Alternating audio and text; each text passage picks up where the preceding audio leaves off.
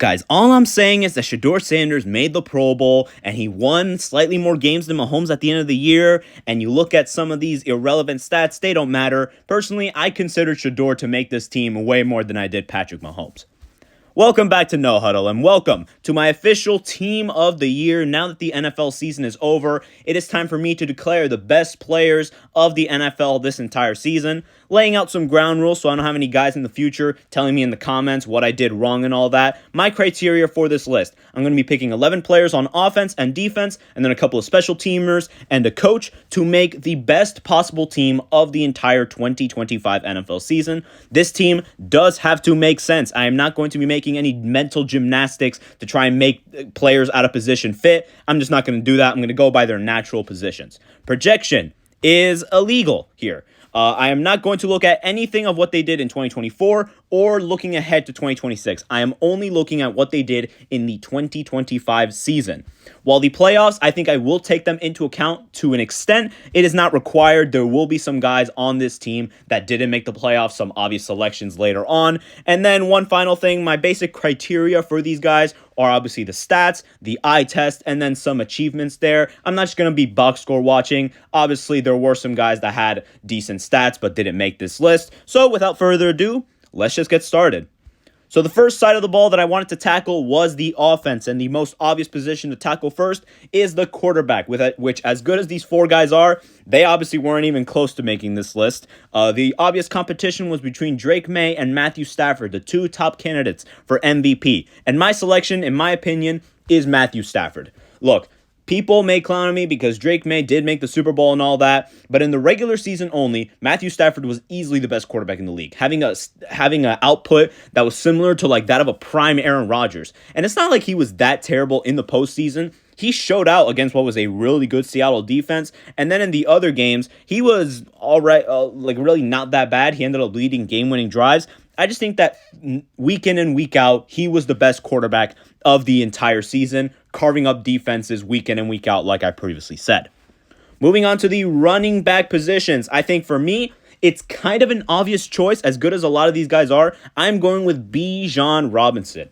James Cook, phenomenal player. He led the league in rushing, but he also had the benefit of having Josh Allen and a good offensive line behind him. Bijan had an all-right offensive line, not as good as Buffalo's, and he was working with terrible quarterback play, whether it was Michael Penix Jr. or the corpse of Kirk Cousins. Putting up 2,000 yards is absolutely crazy while not having that much help. I think if he had a better supporting cast around him, he would just explode into being by far and away the best running back in the league. Now to the wide receivers, I am picking three, and I think two of the selections are very obvious. Jackson Smith-Njigba and Puka Nacua. They were just incredible. Top two in Offensive Player of the Year voting in the regular season, and in the playoffs, they all showed out. They had incredible duels. It's actually kind of crazy how good they were. And for my third selection, this might upset some people, but I am going with Ja'Marr Chase. As good as George Pickens was, Ja'Marr Chase had similar and even better numbers to some extent, while having way, way, way worse quarterback play, whether it was Jake Browning, the corpse of Joe Flacco, or a depressed Joe Burrow. I just think Ja'Marr Chase was just so good. He was so productive. And we saw last year, I guess I'm not going to go back to last year, I'm sorry, but he's still one of the best receivers in the league. He was able to produce, with the exception, obviously Jefferson wasn't able to produce with bad quarterback play. Chase was. He's still an incredible receiver. And running on my offensive skill positions is the tight end. Travis Kelce is obviously washed. Brock Bowers was screwed over by having Geno Smith. And George Kittle's season was kind of riddled with injuries. So the obvious selection is Trey McBride. He easily put up the best numbers of any tight end. I think he led the league, or he had a record for receptions. Probably the only bright spot outside of Michael Wilson of this very terrible Cardinals team. So yeah, I think that's a very, very obvious selection. And to round out my offense, I will be picking one offensive line from one team. As the Patriots learned the hard way, the offensive line is very, very important.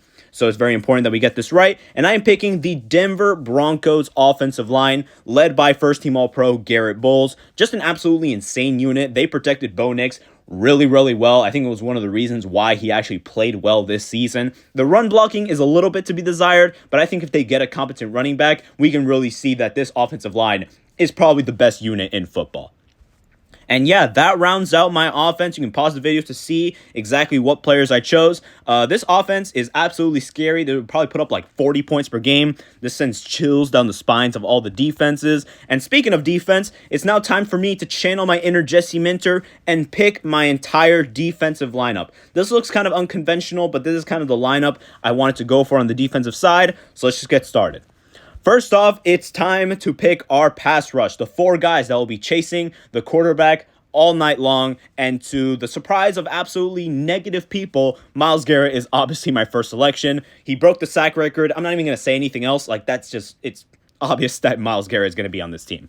The other edge rusher is an extremely hard decision. All 4 of these guys, Bonitto, Anderson, Hunter, and Micah Parsons, it was really tough to pick who was the best one. I had a really hard time picking. To be honest, I'm not fully confident in this decision, but I'm going with Will Anderson. He led the league in pressures. He was just so good. He had Danielle Hunter alongside him. He was more healthy than Micah. I think he showed up in the big moments a little bit more than Bonitto. Again, it's a really hard decision, but I just think Will Anderson was a tad bit better than all of his peers around him. He's such an incredible player. Moving on to the interior defensive line. Obviously, Dexter Lawrence has the name, but he wasn't really good this season, so he's not going to get picked. The first defensive tackle is very obvious. It's Jeffrey Simmons. Quite possibly the only bright spot of that terrible Titans team. He was just really good, led the league in a lot of stats for defensive tackles. I think if he's partnered up with someone else on that defense, then the Titans maybe could be cooking something on that side. And then the other defensive tackle, I am going with Leonard Williams. Maybe there's a Super Bowl tax. Obviously, he won the Super Bowl. I think he had a decent playoffs, and I think I had to put in someone from the Seattle defense because they were number 1 in points allowed for a reason. Moving on to the linebacking core. I think I opted for more like a coverage linebacker, like a Fred Warner type, even though he's not going to make my list. I could have gone with other edge rushers, with the exception of Will Anderson, but I decided to not go with that route. I wanted more Luke Kuechly type guy. And my first guy is going to be Ernest Jones IV. Again, maybe it's Super Bowl tax, maybe it's prisoner of the moment, but I just think Ernest Jones, he was really good. If I'm correct, he was a free agent signing. Prisoner of the moment, he had 11 tackles and a tackle for loss in the Super Bowl. I just think he deserves that spot. If you disagree with me, that's fine by me, but I just think he was good enough to make this list. And for the other linebacker, I am going with Jack Campbell. The Lions offense was getting gashed a bunch of week in and week out. They were allowing a bunch of points, a bunch of yards. Jack Campbell was one of the mainstays. He was first team All-Pro, and I think if it weren't for him, the Lions defense would have been a lot worse. We have those 2 levels down. It is now time to build our no-fly zone secondary. All these guys are absolutely locked down. This is a very deep position in terms of how many players are really good in this position. And one of my selections is Christian Gonzalez. He was incredible. The Patriots went like 14-1 in the regular season in games that he played. They lost 2 games when he wasn't healthy, and then they only lost to Buffalo and in the Super Bowl. His lockdown ability, his masterclass performance against Denver, his masterclass performance in the Super Bowl, really, throughout the entire season, Christian Gonzalez was quite possibly the best corner in the NFL. My second selection is Patrick Surtain. He didn't have as good of a season as his 2024 Defensive Player of the Year campaign, but I still think he was really good. Obviously, he's still one of the best corners in the league, and the Broncos were able to have a good secondary, even with Riley Moss committing DPI every other play. And my final corner, I am going with Derek Stingley Jr. It could be he could be having the benefit of having a guy like Kamari Lassiter against him and all those guys on the Texans defense. But Derek Stingley he's still incredible. He's a very good receiver. Got burned very, very few times.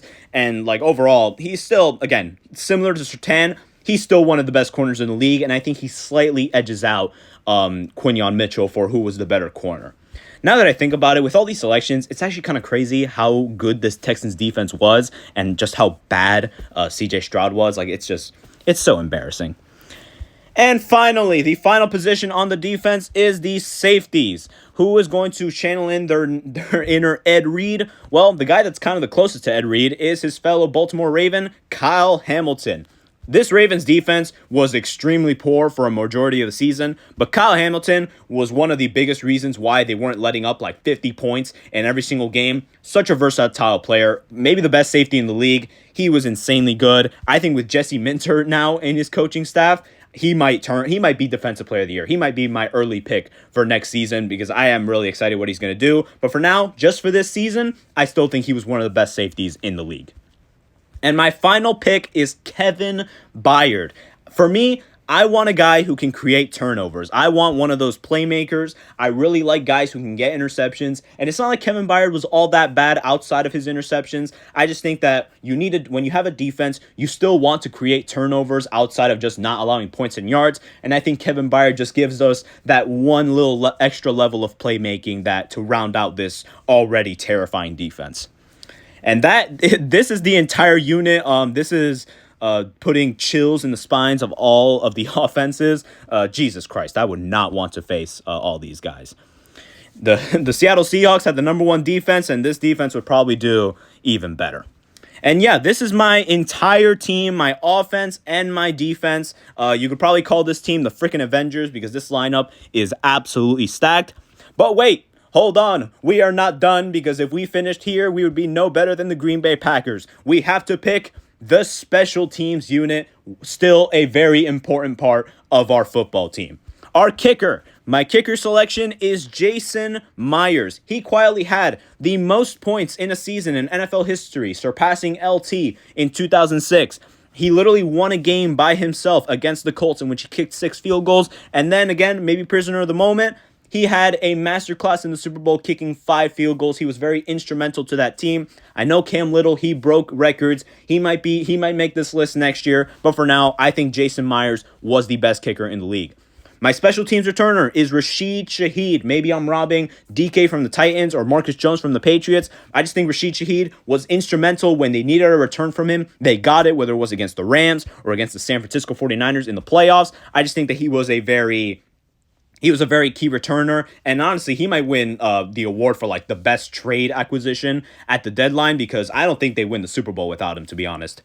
And making it a clean sweep for the Seattle Seahawks, I am going with Cameron Dixon or Mike Dixon, whatever his name is, the punter. He was really good. If I'm correct, he made first team All-Pro. It's actually kind of crazy how good the Seattle Seahawks were on special teams. But yeah, I mean, what am I supposed to say? Again, in the Super Bowl, he was really good, pinning the Patriots many times. I'm not going to go into punter discourse, so let's just leave it at that.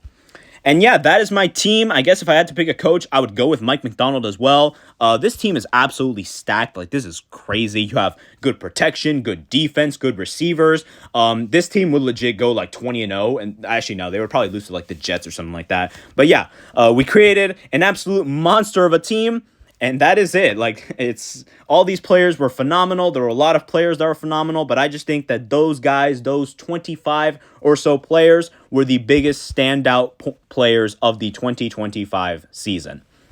And that is the end of this video. That is the first of hopefully many off-season videos. If you enjoyed this, please subscribe and please like so you don't miss any future uploads in the rest of the off-season. And I'll see you guys on the next one.